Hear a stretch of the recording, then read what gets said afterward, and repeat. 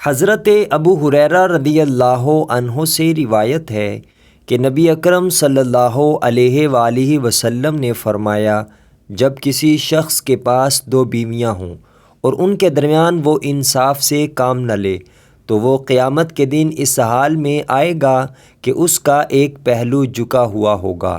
جامع ترمذی حدیث نمبر 1141۔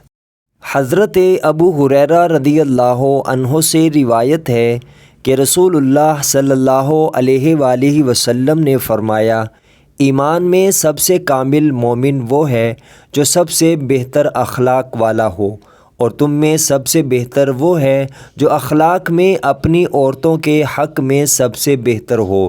جامع ترمذی حدیث نمبر 1162۔ حضرت معاذ بن جبل رضی اللہ عنہ سے روایت ہے کہ نبی اکرم صلی اللہ علیہ وآلہ وسلم نے فرمایا، جو عورت بھی اپنے شوہر کو دنیا میں تکلیف پہنچاتی ہے تو جنت کی بڑی آنکھوں والی حوروں میں سے اس کی بیوی کہتی ہے، تو اسے تکلیف نہ دے، اللہ تجھے ہلاک کرے، یہ تو ویسے بھی تیرے پاس بس مسافر ہے، قریب ہے کہ یہ تجھے چھوڑ کر ہمارے پاس آ جائے۔ جامع ترمذی حدیث نمبر 1174۔